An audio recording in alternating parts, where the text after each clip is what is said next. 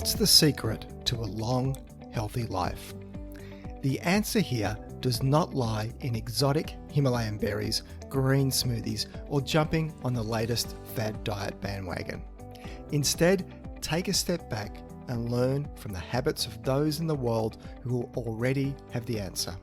Called blue zones, these are areas of the world where more people enjoy remarkably long, full, healthy lives than anywhere else on the planet. In this podcast episode, I'll outline their key health habits and, of course, bring in what science has to say about it, and then put it into practical terms for how to implement this in your own life. Welcome to the Thinking Nutrition Podcast. My name is Tim Crow, and I'm a career researcher, educator, and science communicator, with most of this spent in the field of nutrition. How do you make sense of so much conflicting information in the field of nutrition? While I don't profess to have all the answers in an area that is continually changing as research changes, you can count on what is covered in this podcast to be based on the whole field of nutrition science, not just selective areas that support a particular way of thinking. And this podcast will always be free from any commercial product tie-ins, endorsements, or advertisements. Just credible nutrition science presented in plain and simple language, and then translating this into what it means for your health. So, on with today's show. Working in the field of nutrition for decades, I've seen all manner of fads come and go. I've read tens of thousands of research studies looking at foods, nutrients, and health. And you know what? The entire field of nutrition and health can be distilled down to some pretty simple basics. A dietary pattern that is made up of mostly minimally processed plant foods and is low in ultra-processed foods consistently comes out on top in offering the best long-term health benefits. There is no one food or food group that deserves to be demonized, and a dietary pattern is a flexible way of eating, not a set of rules that has to be followed. But there is more to life and health than just food. Just like nutrients are part of the food we eat, food is part of the lifestyle we live. And when it comes to lifestyle, what are the important things to focus on? Well, you don't have to go much further than looking at the similarities between communities around the world that enjoy the longest and healthiest lives. And for that, we have blue zones to look at. So a bit of history of the blue zones. The blue zones work grew out of demographic work first done by researchers some decades ago in the area of Sardinia. And the term blue zones was used by researchers to describe these small little clusters, these small villages that they discovered, where the residents had remarkably long and healthy lives. And on this map, they drew blue circles around these clusters. And hence the term blue zones was born. That's it. There's nothing else special about the color or the circles. Now, blue zones may have been a very obscure area of research if it wasn't for the hero in our story. And that's Dan Buettner, who is an author, educator, explorer, producer, and public speaker, and also a fellow of the National Geographic Society. He gave blue zones greater recognition from his work with the key researchers in the field and his own exploration of the growing regions, where he worked with anthropologists, demographers, epidemiologists, and dietitians to look at the commonalities between the different blue zone communities. His findings were first reported in the November 2005 National Geographic magazine under the title of Secrets of a Long Life, and this issue became the third highest selling issue of all time. And in 2008, his first book on the topic was launched, and the concept of blue zones entered into the public imagination. So the question is, where are these blue zones and what are the key characteristics of them? Well, there are now 5 identified blue zones in the world, but you could argue that more will be discovered and potentially there are even more smaller pockets researchers haven't characterized yet. So the first blue zone is the island of Ikaria in Greece. So in Ikaria, people on this island have life expectancy that is 8 years longer than the rest of Greece. They have half the rates of dementia in people over 80 years of age compared to mainland Greece. And the sort of diet they eat, as you would expect, is a Mediterranean-style diet. But a Mediterranean diet is not one fixed diet. It varies all around the Mediterranean region. So their variation of a Mediterranean diet is high in potatoes, beans, and leafy green vegetables. They do eat some red meat, but it's mostly goat, but it's not a lot. And a characteristic of their physical activity is that it's spread all throughout the day. Things like gardening, kneading bread in the kitchen, walking to the store, being active in their community is a constant theme all throughout the day, rather than their dedicated bouts of 30 minutes of physical activity. They're always active and they're engaging in purposeful physical activity. So their physical activity habits is an example of nudge theory, where they incorporate just meaningful activity in their day without even thinking about it. Now, the second blue zone is one you may have heard about. It's the island, or the Japanese island, of Okinawa.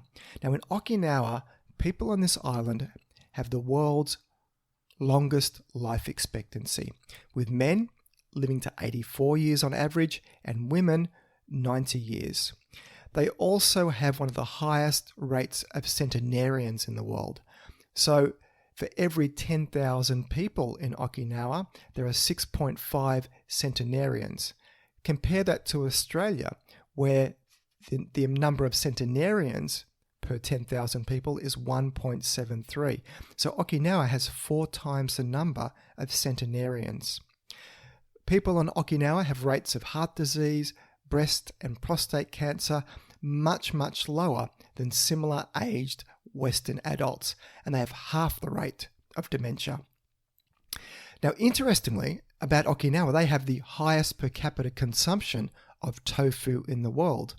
And if you think of a Japanese island, you would think, well, clearly they're getting all these health benefits from all the fish they eat.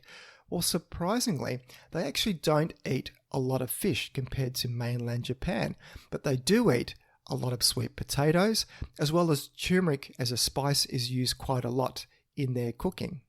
Their communities are characterized as very walkable, so they're always active and they find it easy to get around.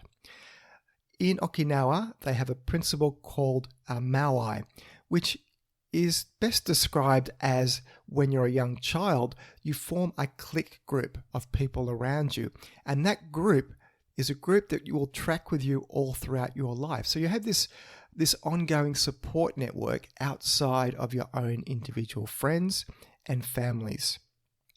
Now, one of the sad things about Okinawa, to talk about it as a blue zone, is that it is changing over time. As Okinawa becomes more and more influenced by Western culture, particularly what occurred after the Second World War with the presence of a large American base, residents in that community begin to adopt more of a Western lifestyle, which means more food, more meat, and more processed food, or more highly processed food, I should say. Almost everything you eat is processed to some extent. So what we find is that the longevity and health benefits is declining in younger people because of the adoption of a more Western lifestyle. Now, blue zone number 3 is another island. It's the island of Sardinia in Italy. In Sardinia, the ratio of centenarian men to women is 1:1. Now, what's so remarkable about that? Well, for the rest of the world, the number of centenarian men to women is in a ratio of 1:5, because we know that on average, women outlive men. But in Sardinia, men seem to do just as well in the longevity stakes. Their diet is characterized by goat's milk and cheese, which are a staple, but lots of beans, but they also enjoy some wine with their meals. One of the reasons why men seem to enjoy such high levels of longevity in Sardinia is because of the hilly nature of the island. So there was a lot of physical activity, particularly by the men who are goat herders. So they're getting lots of physical activity, and that probably explains their longevity benefits. The fourth blue zone is the Nicoya Peninsula in Costa Rica. Now in Costa Rica, the diet is more of a tropical nature diet. There are lots of beans eaten. There's also corn, squash, and tropical foods. They are staple foods. Typically in the Nicoya Peninsula, meals are eaten much earlier rather than eating food later in the day. And for this community at least, faith and family play a very big role. And as a nice segue into the final blue zone, it is a place called Loma Linda in California, which you probably have not heard of. Now, Loma Linda is actually the spiritual center of the Seventh-day Adventist Church. So many of the people in Loma Linda follow the teachings of the Seventh-day Adventist Church.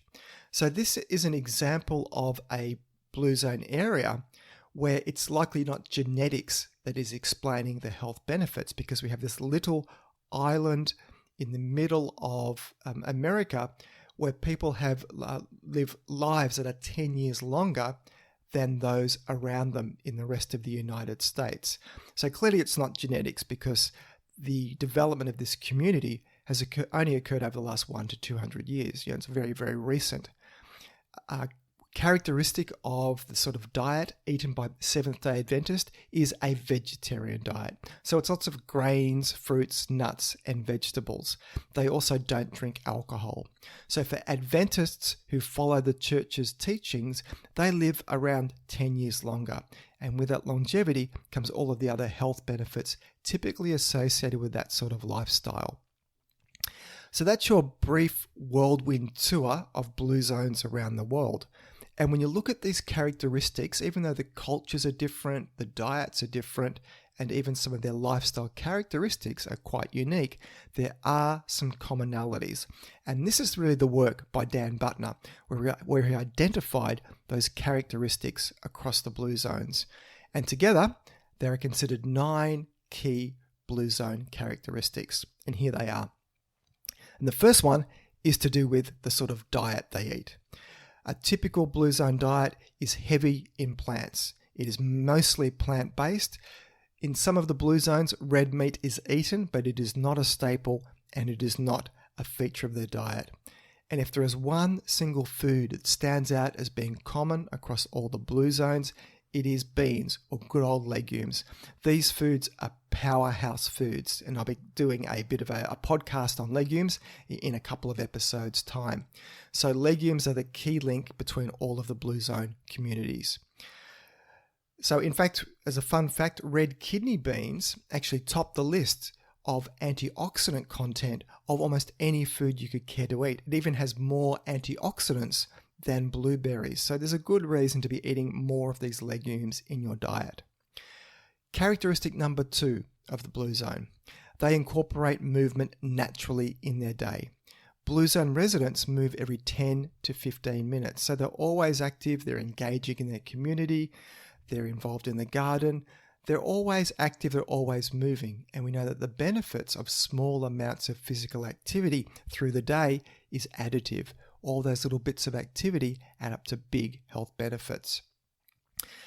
Another characteristic of people in the blue zone is they have a sense of purpose. They can answer the question, why do they wake up in the morning? What gets them out of the bed? What gets them engaged in the world? What gives them purpose? They all have a purpose, whether it's their family, whether it's their faith, whether it's their role in the community. They have a strong sense of purpose.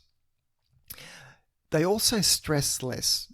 Yes, they have stresses in their life, but they manage it quite well.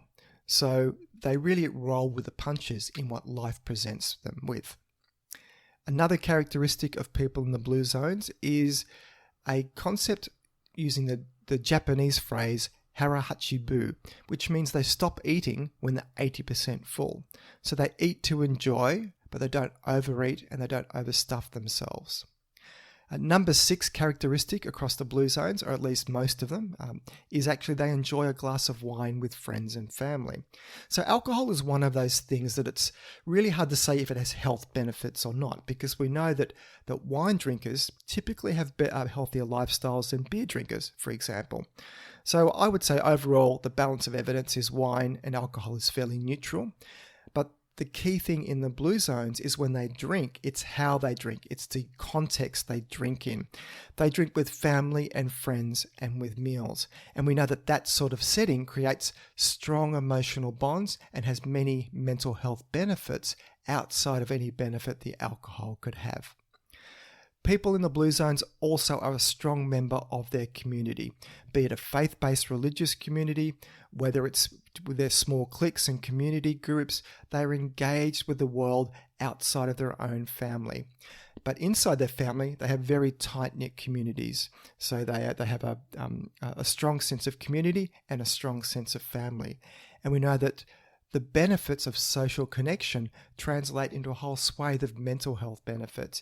And with good mental health, that also translates into good physical activity habits and good eating habits. So it's all connected. And a final characteristic of the blue zones is that they're engaged with life. They have a full social life. And we know that people that are engaged with the world have less rates of smoking, obesity, and they're more likely to be happy and less lonely. And those characteristics are actually considered contagious. So if you have a happy, healthy bunch of friends, it's likely that their habits will translate into you. So the blue zone communities become self-reinforcing as you have some groups showing all of these key habits that are seen in blue zones. Other people around them will also adopt them. So that's your key overview of blue zones. And if I stopped there, it would be just, a nice story, because all of this is actually purely observational. You have researchers who have gone around the world and they've just observed these characteristics. And really, it's hard to argue with these key characteristics as not being beneficial for you. I mean, eating mostly a plant-based diet, being active, being engaged with your community in the world, we know they are key health habits. Now, outside of actually doing direct research in blue zones, what does more tangential research say about these characteristics? How strong is the link between those habits and health? And so for this part of the podcast, I just want to tie into a little bit of that research. So what we do know is that if we look at research that involves dietary patterns, and a dietary pattern is a way or theme of eating, we know that people that are mostly eat minimally processed foods and don't have a lot of ultra-processed foods, and generally have diets that are based on more fruit, vegetables, whole grains, nuts, seeds, and beans, and not containing a lot of animal foods, particularly red meat, these sorts of diets are linked with not only long-term health, but also lower rates of chronic disease. And that's been a key pattern of research over many, many years now. And that is really the key characteristic of blue zone communities. But digging into this a little bit more, there are particular ways of eating that may have additional health benefits, particularly for mental health benefits. And one of these is a really novel area of research looking at the impact of fruit and vegetables in our mental health, because we know that they are good for us in many different ways. So using a large sample of more than 12,000 randomly selected people in Australia, researchers were able to track their diet, health, happiness, and life satisfaction and well-being from 2009 to 2013. So what was the key the key finding? Well, happiness, life satisfaction, and well-being all went up for each extra daily portion of fruits and vegetables eaten. And this was after making allowance for people's changing incomes and personal circumstances. And the happiness health links reached a peak at 8 servings a day of fruits and vegetables. And the improvements in mental health were seen within 24 months of increasing the amounts of fruits and vegetables eaten. But the research team took it one step further and compared the mental health improvements to life-changing situations.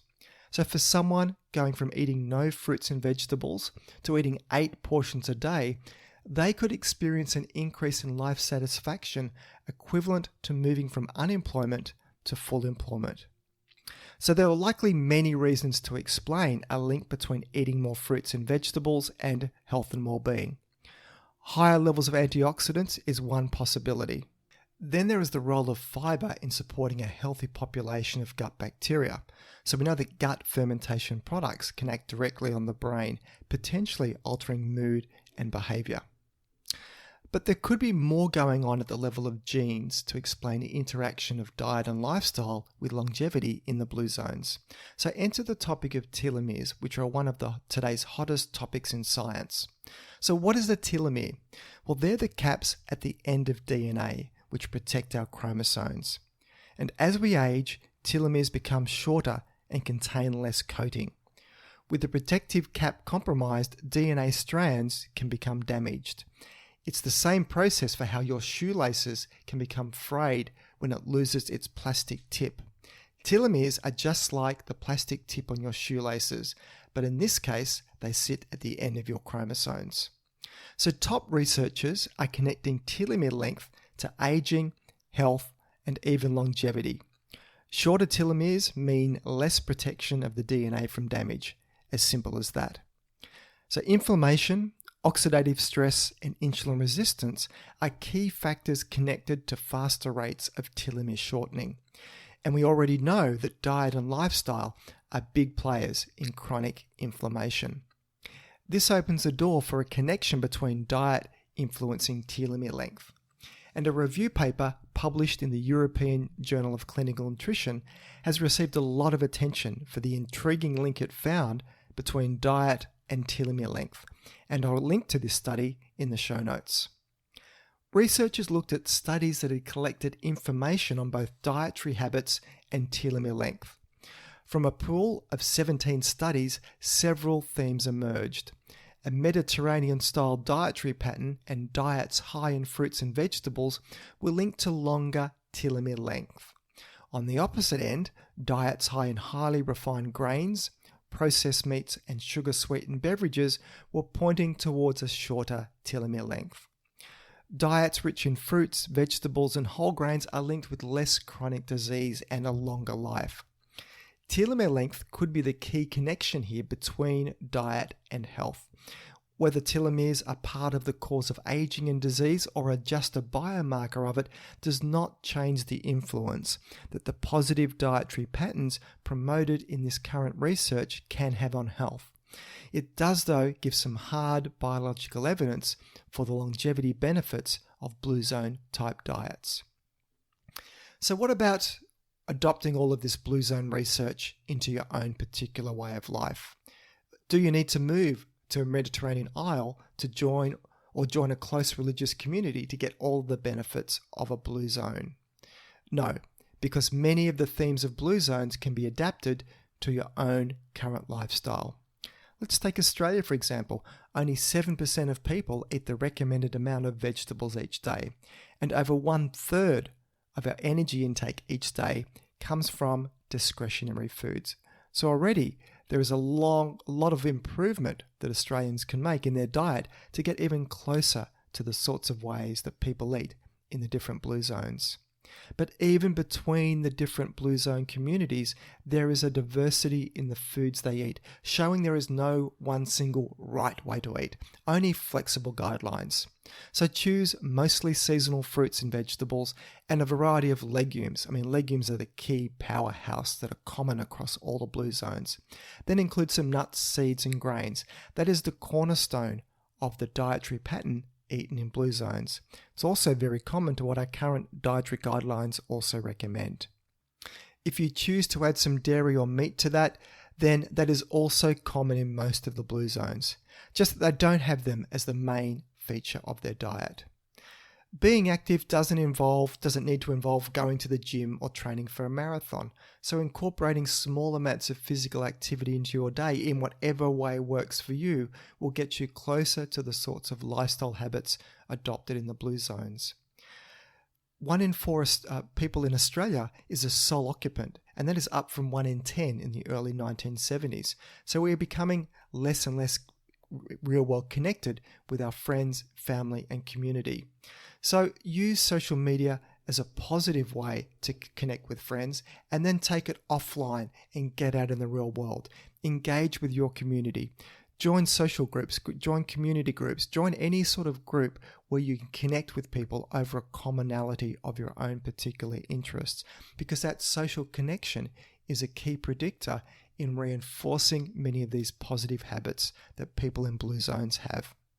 So here is the blue zones in a nutshell. These long-lived people, they don't avoid gluten, they don't worry about saturated fat, nor do they fixate on alkalizing their body or calculating the glycemic index of their meals. They don't ruminate on if the grains they are eating are stopping the absorption of other nutrients. They don't take supplements, they eat. They move, they enjoy, they socially engage with their community in person, they live. You don't need a PhD in nutrition to be able to make sense of all of the nutrition messages you hear in the media each day. When it comes to your health, take a step back, learn from the people in the world who have got this nailed, and that's the people in the blue zones.